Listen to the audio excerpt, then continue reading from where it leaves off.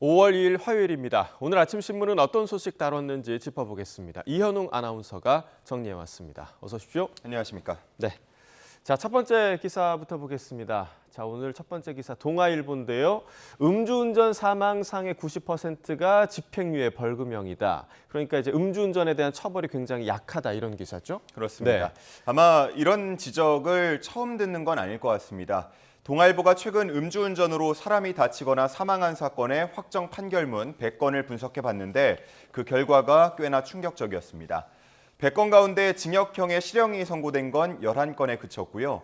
사람이 다치거나 사망한 사건에서도 90%는 집행유예나 벌금형이 선고됐습니다. 심지어 사망사건 4건 중에서 절반인 2건은 범행을 인정하고 반성하고 있다, 피해자와 합의했다 등의 이유로 집행유예가 선고됐습니다. 동아일보가 분석한 100건 중에 초범과 재범 여부가 확인되는 92건이 있었는데요. 재범이 48명으로 초범 44명보다 더 많았던 것으로 나타났습니다. 네. 자, 다음 면을 좀 보시죠. 자, 다음 면을 보면요. 재범자 중에서 17%만 지금 실형을 선고받은 거네요. 그러니까 반성 등을 이유로 감경을 받았다라는 거죠. 네. 네. 법정에서 온정주의가 작동한다는 걸 확인할 수 있는 단골 멘트들이 있다고 했습니다. 예. 범행을 인정하고 반성하고 있다. 또 가해자가 20대 초반 사회 초년생인 점을 고려했다. 보험으로 피해의 일부가 회복됐다. 이런 표현들이 자주 쓰였고요. 또 가해자가 최근에 결혼을 했다거나 운전자도 상해를 입었다는 사유가 참작되기도 했습니다. 징역형을 선고받은 경우도 살펴보면요. 이미 음주운전 전과가 4번 있고 또 무면허 상태로 운전을 하다가 사고를 낸 가해자가 1심에서는 징역 2년을 받았고요. 항소심에서는 징역 1년 6개월로 감경받기도 했습니다. 이렇게 반복되는 음주 사고에 대해서 비판의 목소리는 갈수록 커지고 있는데요.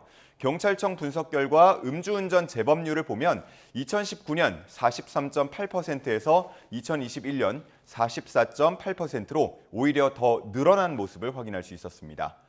한 전문가는 상습 음주운전자에 대해서는 처벌 하한선을 실형으로 하는 법안을 만드는 등 특단의 대책이 필요하다고 말하기도 했습니다. 네. 방금 전에도 음주운전 사망 소식 관련 리포트가 나왔었는데 이 남에게 돌이킬 수 없는 그런 피해를 주는 일이기 때문에 그 처벌이 강력해져야겠다라는 얘기를 다시 한번 좀 드리겠습니다. 다음 기사 보겠습니다.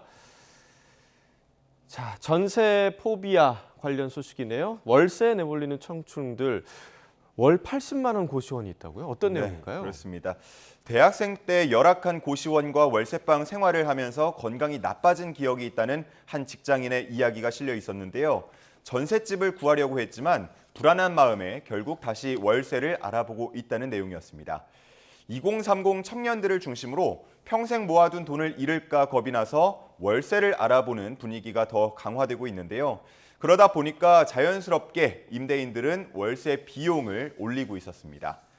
집값 상승에 전세 사기로 월세로 내몰린 청년들이 결국은 다시 높은 월세로 주거난을 겪는 말 그대로 악순환이 반복되는 모습입니다. 아니, 방금 뭐 말씀드렸지만 이 고시원이 80만 원이라는 게 저는 좀 이해가 안 되는데, 왜냐면 저희 대학 시절에는 50만 원 이하였던 것 같은데 예. 아무리 뭐 프리미엄이라고 해도 이게 80만 원까지 갈 일인가 싶거든요. 예, 네. 한 달에 7, 80만 원 정도 한다고 하는데요. 예. 이 주변의 작은 원룸 시세도 상당히 올라서 차라리 기본 음식도 제공해주고 부대 시설도 갖추고 있는 이러한 프리미엄 고시원을 선택하겠다는 사람들이 많아지고 있다고 합니다. 하지만 그래봐야 결국 고시원이고 좁은 공간에서 소음도 신경 쓰며 사는 게 스트레스일 거다라는 반응도 함께 나오는데요. 여러모로 청년들의 주거 문제가 갈수록 심화하는 분위기입니다. 네. 뭐 고금리, 고물가에 또 월세까지 청년들이 그야말로 좀 사면초가에 놓인 것이 아닌가라는 그런 안타까운 마음이 듭니다. 다음 기사 보겠습니다. 자, 다음은 조선일보 일면인데요. 지방대 중에서 외국 학생이 99%인 곳이 있나요? 네, 그렇습니다. 예. 강원도 속초 인근에 있는 한 대학인데요. 이 캠퍼스의 학생 1000여 명 중에서 900여 명은 20개국에서 온 외국인 학생이라고 합니다. 야간반에 다니고 있는 직장인과 군인들을 제외하면 한국인 신입생은 매년 딱 1명만 받고 있었는데 인구 감소로 한국인 신입생 유치가 어려워지자 아예 외국인 전용 캠퍼스로 전환한 겁니다.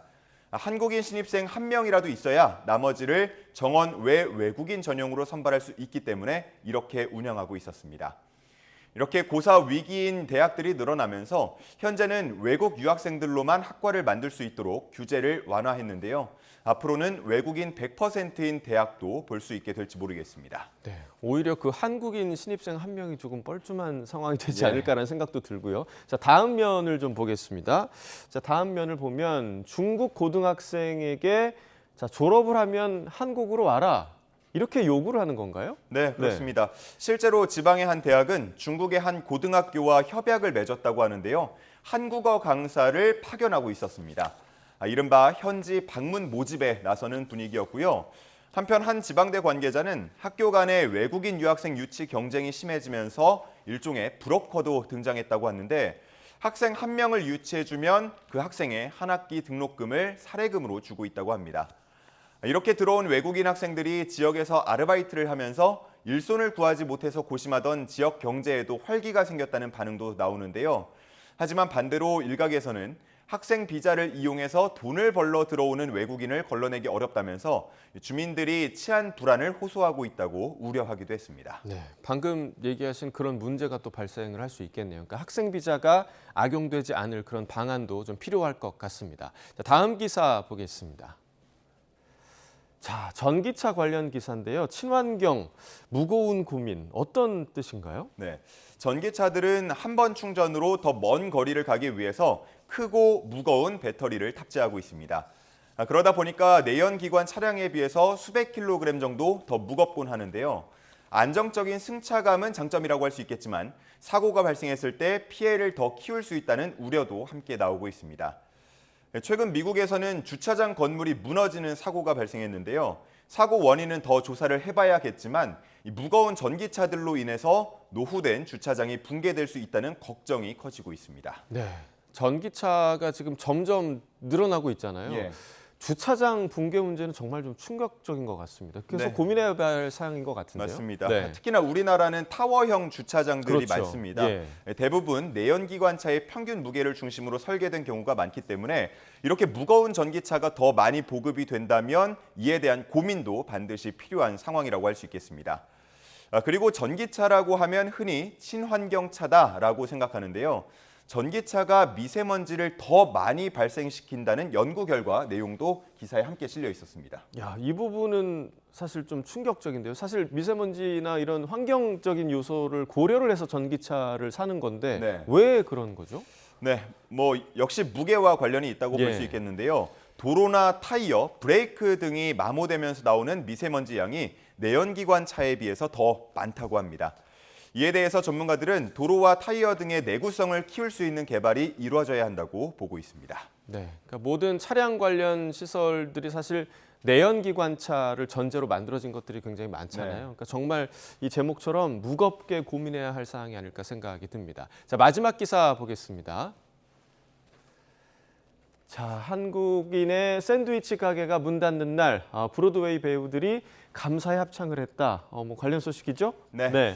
스타라이트 델리라는 이름의 샌드위치 가게가 지난달 28일에 문을 닫았습니다.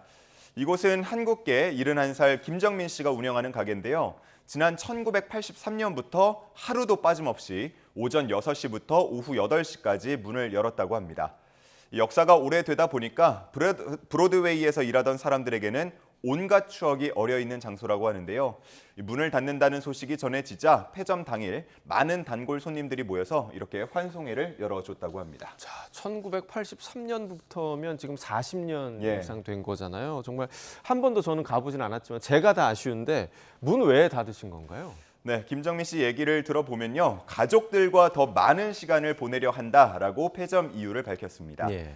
이 환송회에서는 단골들이 함께 모여서 행복의 길이라는 제목의 노래를 불러줬다고 하고요.